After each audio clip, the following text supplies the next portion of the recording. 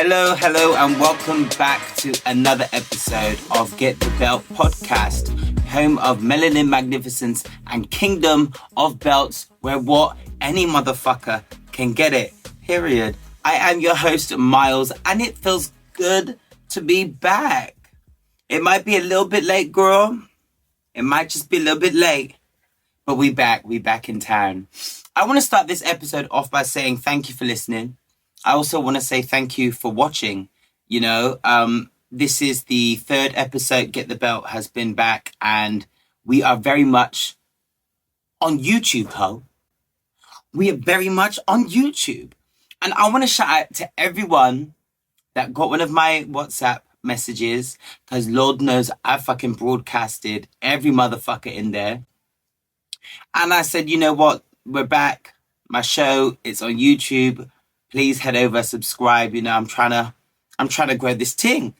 And for the 700 messages I sent, the people that came through, you know who you are, because you be watching or listening.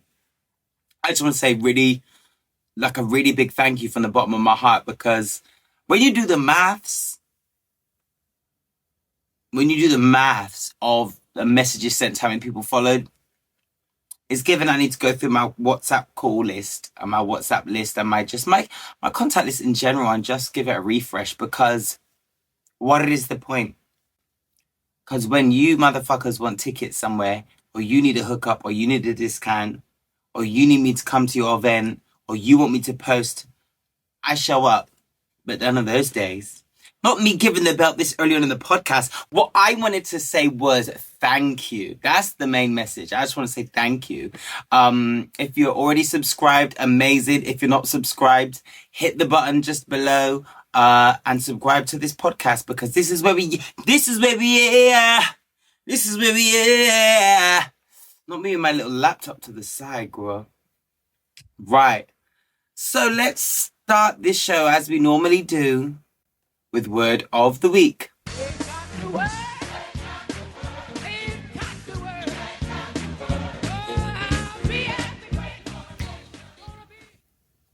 I say I had two, but I want to make sure I get the right one that I'm really feeling this week. It's okay to be overwhelmed. It's okay to be overwhelmed. That is my word of the week this week. I'm not giving you no fancy, do this, do that, or, I'm not giving you something fancy. And it's also probably off the cuff, doesn't even sound too inspirational. But it actually is. Because this week, in the last few weeks, if I'm being honest, I've been extremely overwhelmed. Like every single time someone has said, how are you doing? And I've wanted to be like a little bit honest with the motherfucker. I'm like, you know what? I'm actually overwhelmed. I've got so many things going on. I've got all of these different jobs. I've got the podcast to do. I've got these auditions. I've got this self-tape and my life also. I just also would like to, cream my knees and season my meat and marinate some shit and like cook and get to the gym. All of which has been a struggle to do, like especially like the getting to the gym part, because I've had so many deadlines, so many things. I've been so overwhelmed. And you know what is okay? It's okay to be overwhelmed. And it's about processing it, taking it step by step, each little thing, breaking it down into tasks and having that belief in that you can do it. So when you feel overwhelmed, don't just give up. Don't just give up. But hopefully the things that you're overwhelmed by are good things. I feel like to a certain extent, I've been overwhelmed recently with things that I want to do. So I do understand that you could feel overwhelmed with things that aren't, things that you've not put out into the universe and things that you've not actioned and said, okay, I'm going to do this. But even in that sense as well, it's completely okay to be overwhelmed, because we live in a world and in a life where I'm speaking directly to my LGBTQDL community. Yeah, I'm speaking directly to you guys, especially the black and brown ones. This world that we live in, especially if we show up as ourselves, can be extremely demanding and overwhelming. Not for things that we want to do, not because we're trying to get to the gym 6 days a week and work 3 jobs. No, but just because we're existing who and how we are and how we present ourselves. So it's okay to be overwhelmed, and it's also to be expected when you're operating and showing up with such magnificence. Like, it ain't easy, girl, because if it was, everyone would do it.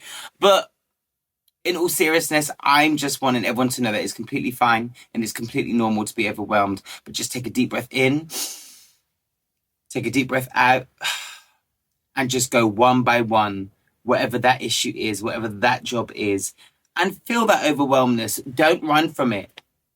That's the real word. Don't run from feeling overwhelmed, because when you run from it, you're probably going to be running from the issues that you have, or running from all of the tasks that you have.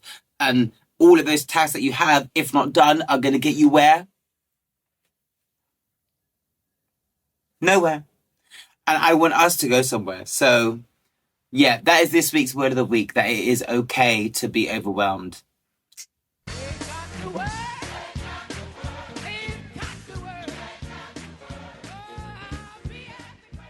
Ooh. So, obviously, it's just me. It's just little old me in the studio today. Just Myles Hart, just your babes. My week has been good. It's been like, from word of the week, as you know, it's been motherfucking overwhelming. It really has. I've still got emails that I was meant to send weeks ago to send. Even getting to this studio was all a bit hectic and all a bit much, as you can see or cannot see. My sign is not here because I'm still trying to figure out with the people I record with, like, how it works, because I don't want to be like, I'm paying all this money, and it's just proving, I don't know, like, worth it, yes, but just not as easy as I thought it would be. Like, so for example, I've come, and one of the benefits to a studio like this is that it's 24 hours, but like, if you don't have your sign, which I don't, is giving, okay, well, how do I access it? Can I access it? What's the point in it being 24 hours if I can't then get the full facilities 24 hours? Like, it's just, it comes with its things. But I love it. Love the sofa. One thing I do think I'm going to do, though, is switch out. Not switch out their sofa, because, you know, the shit ain't mine. But maybe get like a cute little throw. Or like, they do have pillows, which are disgusting, which is why you can't see them, because I take them motherfuckers off as soon as I press record, Annie. But I'm thinking maybe I'll get like some little get the belt pillows. Ooh, yeah, I might do that.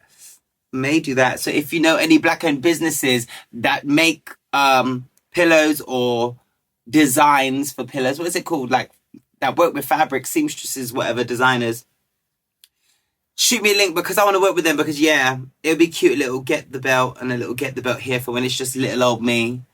But yeah, I don't have a guest this week. It's just me. What have I been doing? Ooh, I've got some exciting news that I'm going to share with you guys later on. I'm going to be hosting a little something.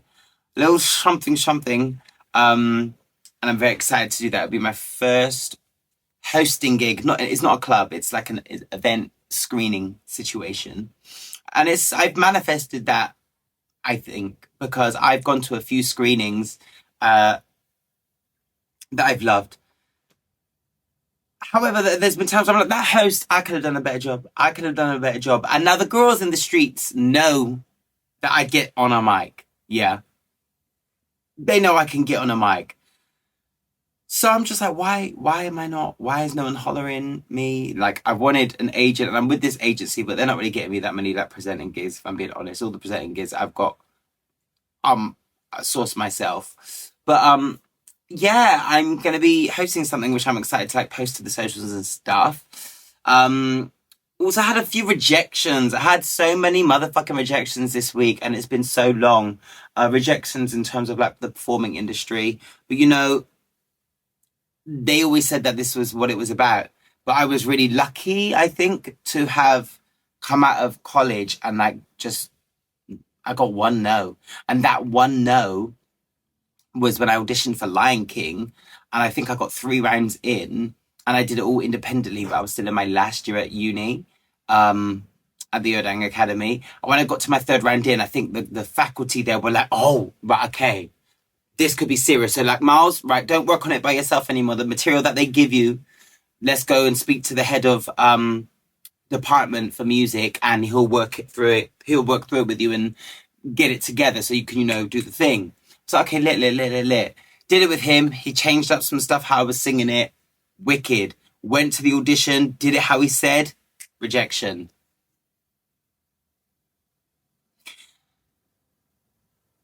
Other than that, when I just did everything myself, booked, and got booked. So, yeah. But this week, haha, yeah, the rejections were coming thick, strong, and fast, like Raheem Shabazz, honey. Yeah. And the girls that get it. But we keep it moving. It did get me down quite a bit, but what am I gonna do when I'm down? I processed it, I felt it, and I kept it pushing, and went straight into doing another self-tape. I just had to put it back on. But yeah, it's been a wild week. What are we in now? February, January, March. Yeah. It's been crazy. I'm definitely learning I need to be more organized, honey. But other than that, good week. I've got more exciting news to share with you in terms of my performing work. So despite the no's come, despite the no's coming and me getting rejections, I have also been blessed with a yes. Okay. And I can't say what that is just yet. But when I do, I'm excited for it. I'm excited for the shenanigans that are going to happen on this job. And it may be like one of my first, I don't want to say leading role, but like principal character situations, but let's keep that. But yeah, right, let's get on with the show. And it is now time for Melanin Magnificence. My Melanin Magnificence this week goes to Adejoké Bakare. Now, she is a Nigerian woman who lives in London. She became the first Black woman to get a Michelin star in the United Kingdom. And not only is she just any Black woman, just guess where she's from. Nigeria, girl. Nigeria. Now, she's received a Michelin star and a Michelin placard, or whatever they call the certificate, for her cooking. Her restaurant is in Fistrovia. I can never remember how to say these English words. Fistrovia. Just like a 5-minute walk from Soho in central London. Now, her restaurant, let me look it up. Her restaurant serves Nigerian, or as she states on her website, West African food, but with a modern twist. So I just want to say big up you for being the first ever Black woman to get this in the UK. That is so dope. And it brings me much joy to know that it is a Nigerian lady with serving up West African food. So her restaurant is called Chishuru. And yeah, if you ever in London, Chishuru, I'll put the description in the bio of the episode, or if you're watching me on YouTube, you can get all the links in the description below the video. But yeah, make sure you go, make sure you post, make sure you know Auntie, make sure you go and make sure you tell Auntie Myles from Get the Belt Podcast sent you, because I just know the food there's going to slap someone on the Instagram and it just looks nice things. But I'm trying to even get a little bit more snatch for summer, so maybe I won't go. I'll go with portion control, but me and Nigerian food, the portion control doesn't really be controlling. So yeah, my Melanin Magnificence goes to you, Auntie. I'm going to be in the restaurant very, very soon.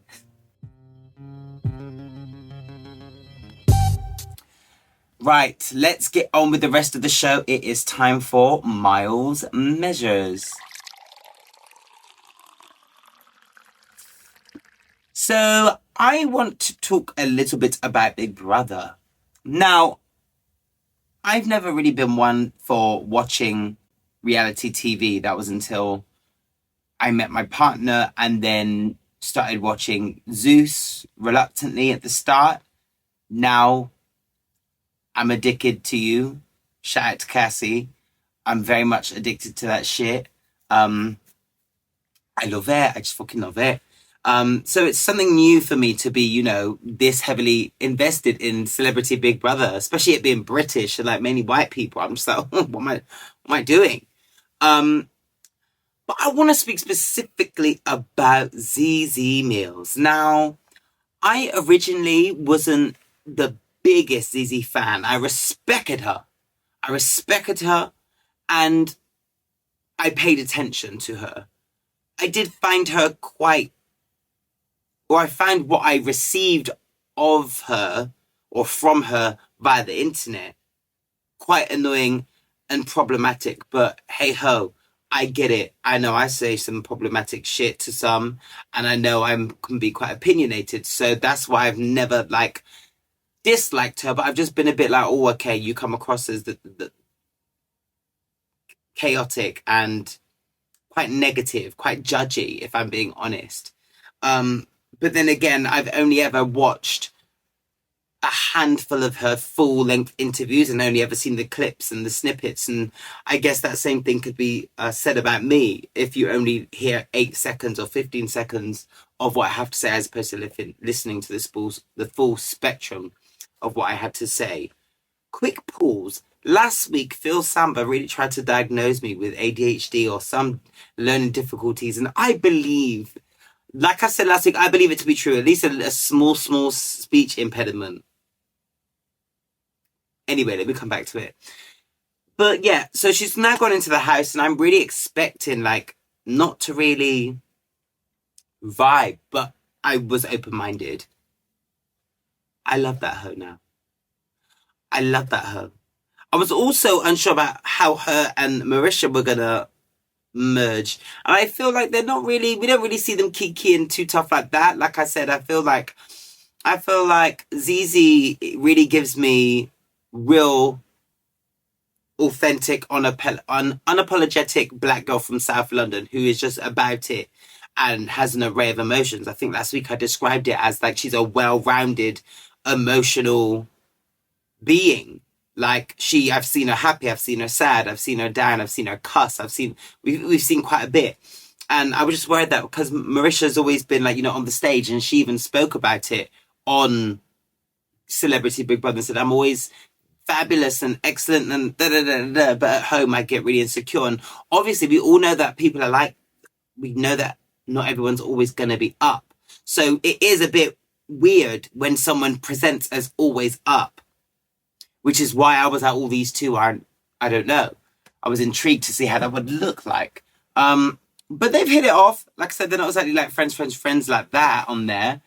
But Zeze, I've really come to love. Especially because of the mad shit that, what's his name, Louis's been doing in that house. Louis, yeah. I don't like the way Louis going on. It's giving me 3-faced bitch, not even 2. It's giving 3-faced bitch. And he just seems to be stirring the pot, going over there, saying one thing, going to the person that he just said something wild about and smiling in their face. It's giving passive aggressive. It's giving all the things I don't like about a straight white man in this one gay man. Yeah. It's not really doing it for me and Louis. No. But yeah, Zeze has found herself already in a few little situations. One with that Lauren hoe. I just want to say, that Lauren woman was really Zeze Mills Senior. You could see beyond the filler, the Botox, and everything that she was old enough to be Zeze's maybe mother. Maybe. But definitely an auntie, yeah? And there were certain conversations that they were having where Zeze was making all the sense. And this is where I really found my love for her, because I could see you're not instigating these arguments or these confrontations, but you're seeing them through. And you're seeing them through with intelligence and due diligence. Like you're talking your shit. You're not just being problematic for the sake of it. You're standing in what you believe in. You're doing it proudly. And she knows the risk of doing that as a dark-skinned black woman on TV in this Britain. She knows the risk. She's spoken about it. So she knew what she was getting into when she proceeded to engage with this Laura girl. And I thought, yeah, I know that you're doing this for more than just you, because I spoke on the podcast last week where she had said on someone else's podcast that, you know, we as black women should be in black British, not in black, well, we as black women should be on British TV, because if we don't, then we're never going to normalize our space there. So yeah, it might be shit for us now, but the more of us that go on and occupy those spaces, it's just going to be normalized. And so I feel like that's why she was doing what she was doing when engaging with that, you know, baboon about the fucking oranges and the beef that this girl had. Like, Lauren got called out by Big Brother himself for talking shit about Zeze and breaking the rules. She got outed. Her and Louis got outed by Big Brother, not by Zeze. She got outed, told that she was in the wrong for talking shit about Zeze, then still continued to play the victim. Playing the victim and the villain at the same time. It was really giving that. And proceeded to like go on and on at Zeze. And then when Zeze came back to her and was like, well, no, you just needed to say sorry and da-da-da-da-da. Lauren had the audacity to turn around and be like, she's having a go at me when I'm upset, so she's a horrible person. And then I think she even closed off one of the arguments by saying, well, you can't think for me, can you? And it's giving, bitch, are you 15? Are you 15? What grown-ass woman goes Google with her neck and with all of the seriousness and all of the chest says, well, you can't think for me, can you? It's childish. So props for Zeze for like standing her guns. Props to you, Zeze, as well for showing up for not just you, but for like black women and black people on British television. And I feel like hopefully if this crazy United Kingdom aren't just too drenched in racism and hate, hopefully they see that as well. And they see how obvious the situation was, that you were in the right and they were fucking it up. Big shout out to Sharon as well for saving you. I thought she was going to kick. I thought she was going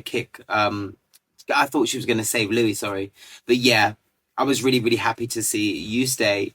I'm really happy to see you developing and showing the world and showing the nation more of you. Yeah, you've got a fan of me, girl. I fucking love it. I fucking love it. I'm questioning one of their sexuality, though. And I put a little tweet. Like, I like to be open and honest with it. I'm not going to, like, if someone identifies as something, I'm not going to say that they're not. Yeah, because that's you identify how you want to identify as, but it is what it is. But that Nikita one, I swear at the beginning they said he had a girlfriend, or he said he's got a girlfriend. I don't know. But it's giving gay. Or he's giving bisexual. I just want to know, just so I can understand the way things are feng shuiing between him and the autistic one, the one that with a good vibrato in the singing challenge. What's his name? The young one with the boyfriend, who did openly say he was gay, but is doing up cuddle and swinging around and embracing and touchy with Nikita, the choreographer with the hips and the Uggs. Yeah, if you know, let me know. Really interesting to find out, because for me, I just want to know how the partners are feeling.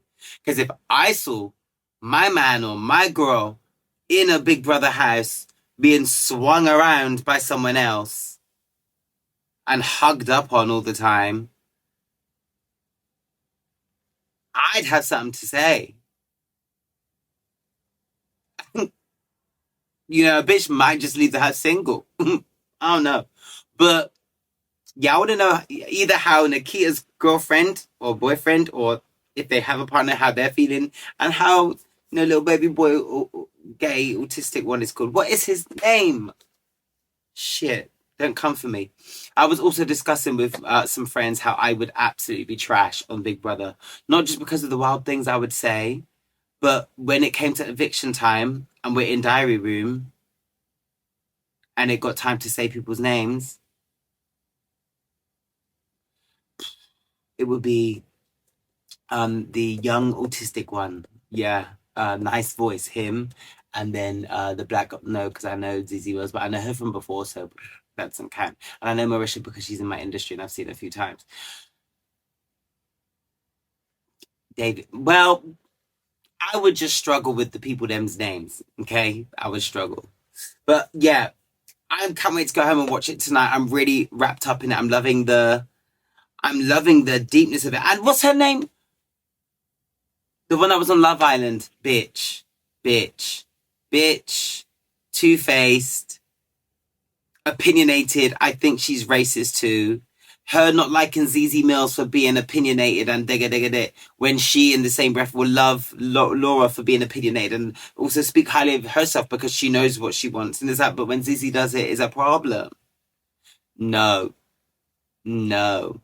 Always picking fights with people, always being rude with people. Girl, we get it, you on Love Island. We don't care. We don't care. It was fine. When my man Colson, I think that's his name, was like, oh, so did you have to nominate people on Love Island? No, it's not the same. It's not Love Island is different. I was just like, babe, he never asked you if it was the same. It was a yes or no fucking question. Like, do you nominate people on there, yes or no? He's not saying, is it similar to Big Brother? My guy knows, babe, that Love Island and Big Brother are the same, are different things. He asked you a one simple question: do you have to nominate? And she wanted to throw her fucking entitled pram toys out of the pram and be like, "Yeah, it's not the same. It's not the same." Bitch, did he ask you if it was the same? Yeah, her. Not for me. Anyway, let me see what we are gonna talk about next. Right, so let's talk about our royal ass family. So I don't really pay them much attention, but there was a picture that circulated of Kate Middleton and her picnic doing up hugs on Mother's Day. And she was like, it was posted from like their official account, I think. Bear with me because I don't really know the details. That, she was saying, oh, yay, here I am with my family, happy Mother's Day to everyone. But allegedly, she's been missing for months. Now, I don't really be checking for her like that, and the Middletons and them people, them aren't really on my timelines or anywhere, unless, one of them is reportedly being racist or there's some drama llama, like now. So the video was edited, the picture that was posted was edited. She's not been seen since this alleged abdominal surgery, but some people are saying it could also be a BBL surgery, which I think is jokes. I think it's absolute jokes. Do I see it being true? No. But would I like to see a Kate Middleton with a BBL? Yes.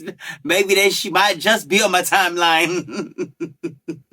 But yeah, this picture was doctored and posted by the royal family. Now, people are like jumping up and down about this, but I've watched a couple documentaries and a few things about the royal family, and I think it is kind of common knowledge that they would like, that they've been editing themselves into pictures from like back in the day with portraits and stuff, instead of it being, a hand-painted picture that they're editing people into now. Is now just social media. I get that they come with different connotations, and, when a picture gets posted onto Instagram, like, oh, happy Mother's Day, it becomes very specific. It becomes about the moment and the time. Whereas the family portrait that would be painted was kind of just a picture of the family. They didn't really get one done, to my knowledge, every Mother's Day or things like that. It was just, this is this royal family. If a new edition came along, then yeah, they may do a new one. But this was very much hello world, it's Mother's Day. This is us on Mother's Day. Happy Mother's Day, everyone. That photo was removed. Kate Middleton has since allegedly spoken up to apologize about the picture and claimed and accepted editing it. However, I don't trust none of this narrative, because for that picture to come out, first of all, from any of those people's royal accounts, like the official royal accounts, we all know already after the Meghan Markle thing that it's all a setup. It's all ran by other people. It's not really what they believe. So how do we even know that was her that posted it? How do we know it wasn't just the system or the system, the royal, there's a fucking word there, but I can't remember that shit, but the powers that be actually posted it, not her.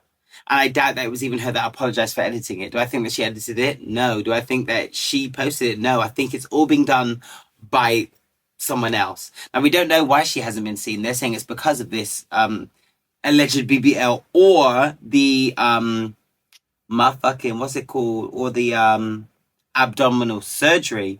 But some people are also saying that the prince cheated with some model. I don't know. I don't keep up with the Kardashians like that. But yeah, outrage.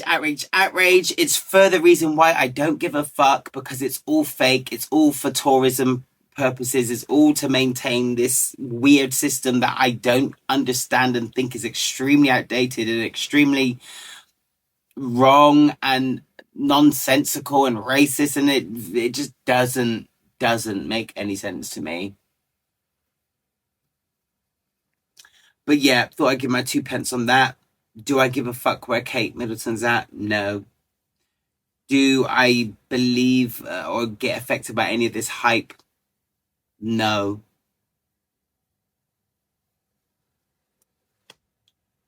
I just think it's just time for them to go.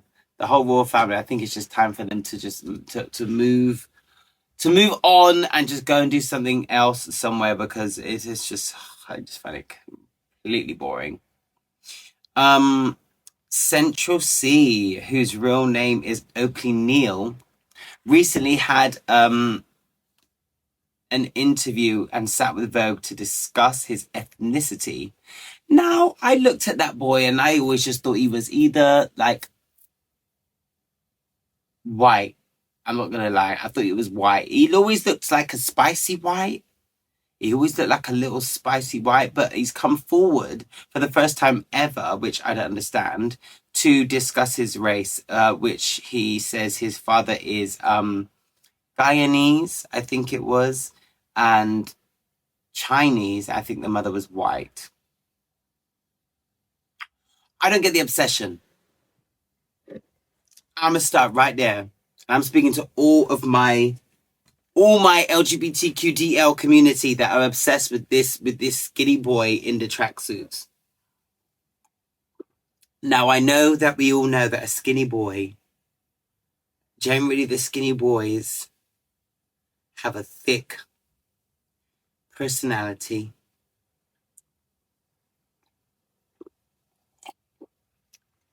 But he really ain't be that cute. I don't see it. He's got a pretty face, but he doesn't give me sexy. He doesn't give me sexy. And I think there's something about me thinking that he was just spicy white, but really, really pushing the blackness of it all, even from the music to the fashion sense to the way he spoke. And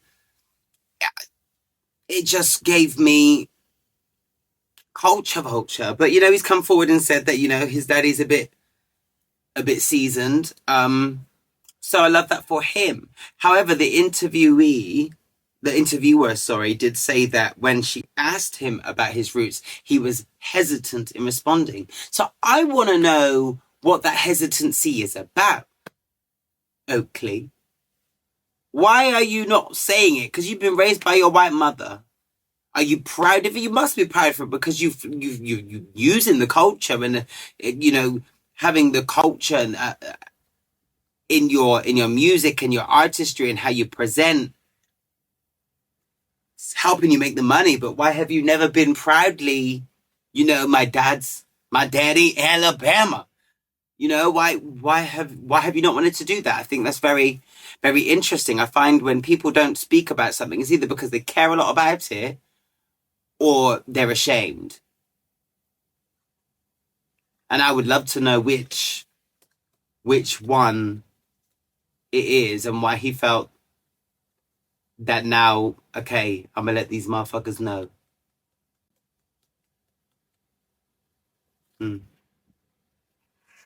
Let me know you guys' thoughts. If you are watching this on YouTube, get in the comments right now. And you tell me, do you think he's fine? If you are, no, you can't even respond on like the podcasting app. So sorry, guys. If you're only listening to this, head on over to YouTube where you can see my tired ass face and get in the comments. Do you think he's fine? Do you think, well, I think he'd be telling the truth, but why do you think that he's been so reluctant and was so hesitant to come and just tell us, yo, my dad's Guyanese and Chinese? Like, what was the reason? Whew. So, Beyonce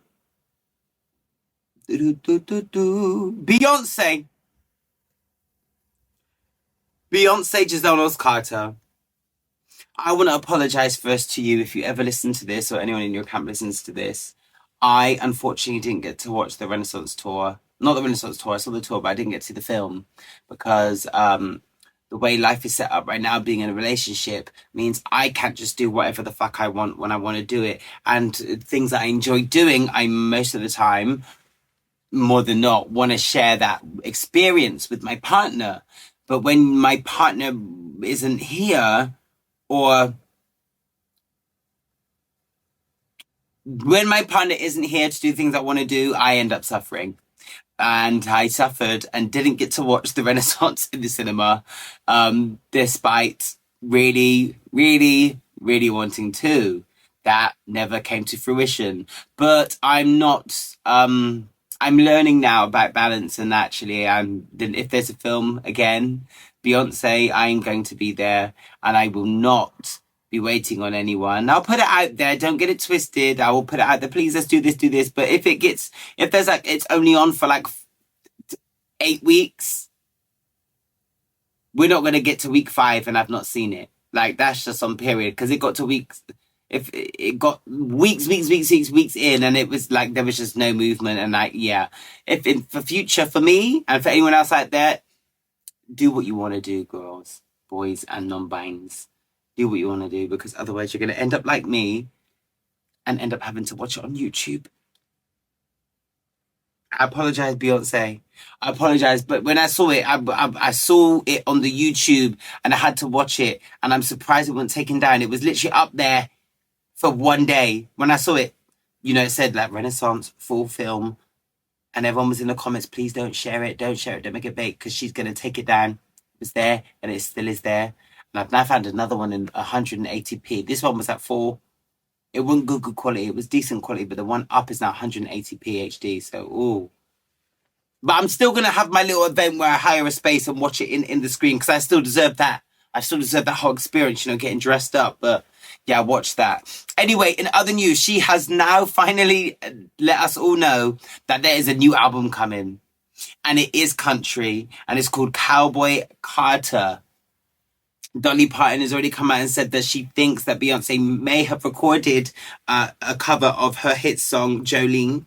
I don't remember. The only thing I know about that song, Jolene, is there was one year I went to her house to watch the Grammys live, and that song just kept on getting played. I think they were just getting awards and awards and awards and awards. But it is alleged that Beyonce will be covering that. I don't know. People are in two minds.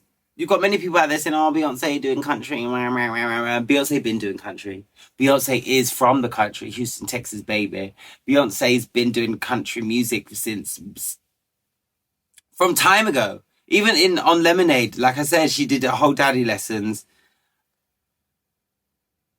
in a lot of her campaigns as well for like Ivy Park.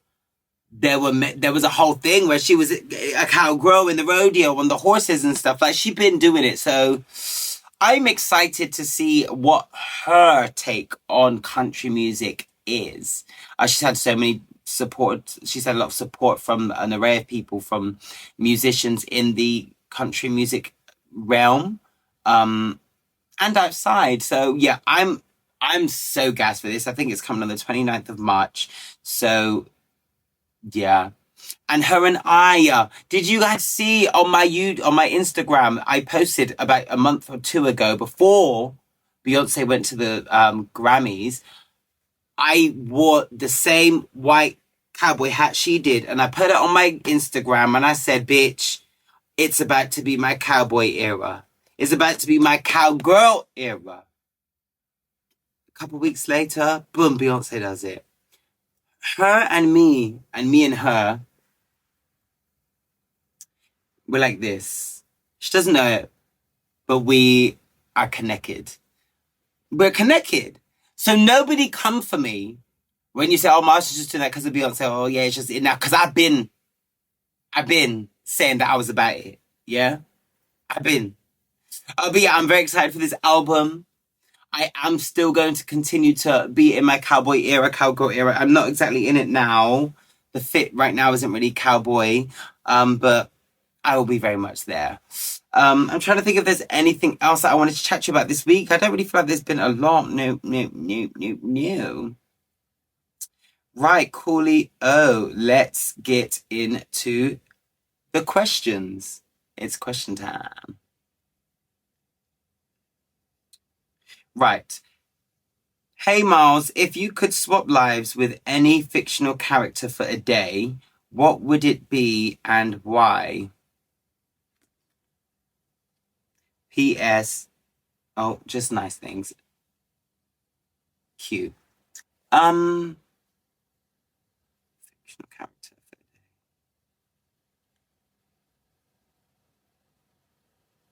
That's a really good question, actually. A fictional character. I don't really watch fictional things, so it'd have to be from like my childhood. What the fictional character? I would like to be Storm. Yeah, I'd want to be Storm because I think that she's like absolutely fire. Storm or oh no, Wolverine is too troubled. I love Wolverine, and I used to like run around the house like do that and pretend that was him and like stab bitches up and caca. But no, he's too troubled. So fuck that. No, Storm, yeah. Storm flies around, bad bitch, controls the air, the atmosphere. I prefer Storm with long hair. I don't know if that's unpopular, but the pixie cut wasn't it for me. I like a bitch with inches, inches on my girls. So if I was to be Storm, that fictional character controlling the weather, flying, I'd be with all the inches. Secondly, I would, a fictional character, probably like to be.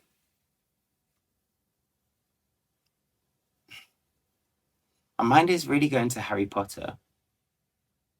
But then I think I would like to be Voldemort, but without the like horrible skin. Like I'd love to be a villain. Like I'd love to be like, ooh, I'd love to be the bad guy. I'd love to be the bad guy. I think there's something like really fun about it. But yeah, I'd like to be either Storm or Voldemort. And the next question is hello, Myles. Loving the podcast return. They've been so great, and I'm your number one subscriber on YouTube. I love that, but I don't know how you can be the number one. Maybe you meant like the first, but anyway, number one subscriber on YouTube. What's the most adventurous or risque place you've ever had an intimate relations? Please do not say my name, but I love the show.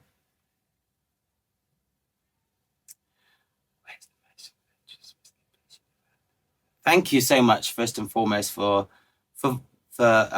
subscribing. Lots of love. Um,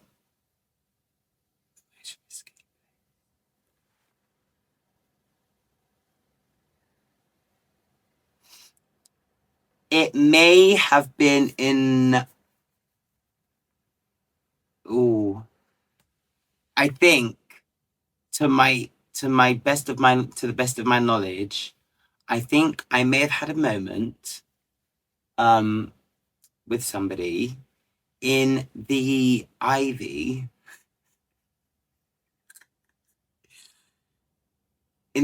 which is like a poshish um restaurant in central London. In the bathrooms there, I think they were really nice and they smelled great, and things just got a bit heated. Heated. That, yeah, I think, yeah, yeah, I think there. Otherwise,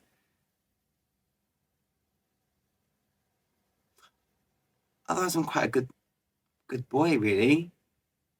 Yeah, in the bathrooms at the Ivy, classy. um, we'll do one more. Da-da-da-da-da. Oh, this one looks good. Hey, Myles. I want to say I really love the show. I think you're hilarious and the guests you have on are great. I've only been a subscriber for the last couple of weeks, but I'm loving it and can't wait to get into all of your previous episodes. Can you please share a moment when you truly felt seen and accepted for who you are within the LGBTQ plus community? Congratulations on the award. Lots of love, new listener. Ah, that's a good question. When I truly felt seen and accepted for who you are within the LGBTQ plus community.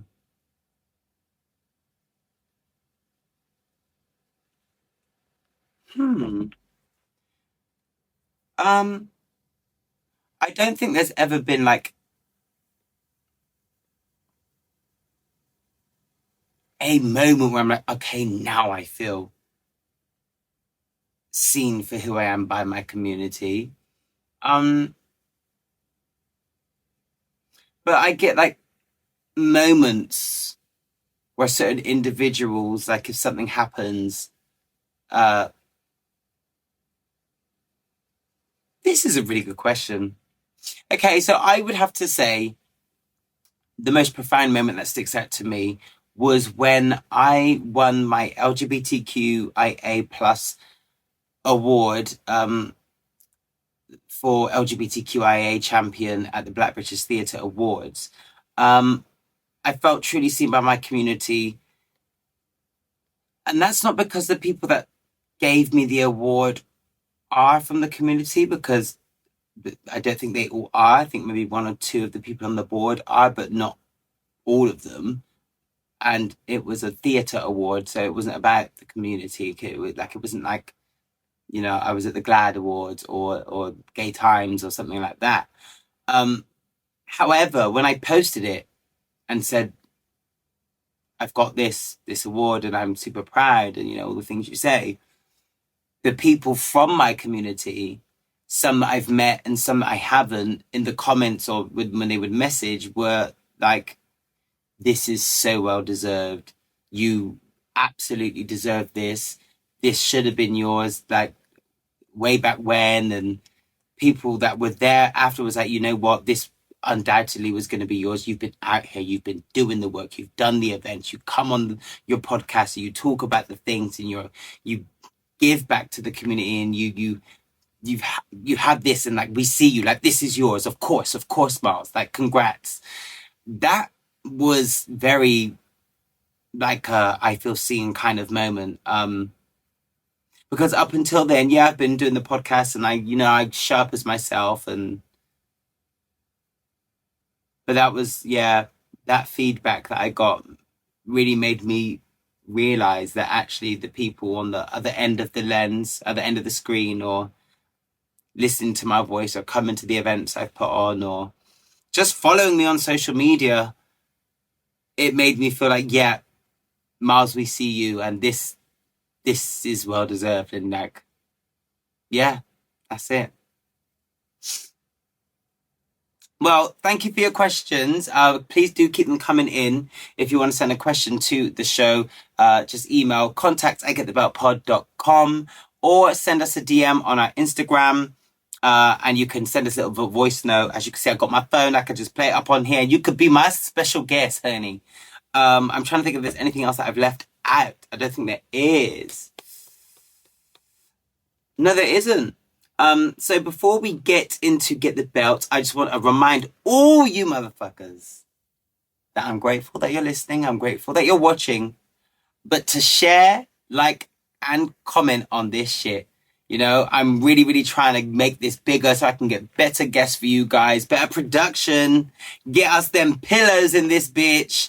And yeah, I really want people to laugh the way you laugh and learn the way you learn. And you guys didn't know who, well, maybe you did, but if you didn't know who Phil Samba was last week, or you didn't know who the CEO from Carterwear was, or you had never heard of Kush Jumbo, or you hadn't heard the fucking wisdom of Kelechi Okafor before, or you didn't know who the Style ID List was, or you didn't know who Ty Hunter was, you found out because of this podcast. I want other people to. So please share, subscribe, and comment. And yeah, I'm grateful for all of you that already are. It means the world. But now it is time for us to get the belt, bitch. Right, I'm going to keep my belt short and sweet this week. Not the hair flick. Shit, who do I think I am? Right. My belt goes to all of the fucking black Tories. Yeah, I said it. I'm sick and tired. So earlier on in the press this week, we saw that Diane Abbott was once again on the receiving end of hate, racism, and just pure evilness. Like, this motherfucking guy, what is his name?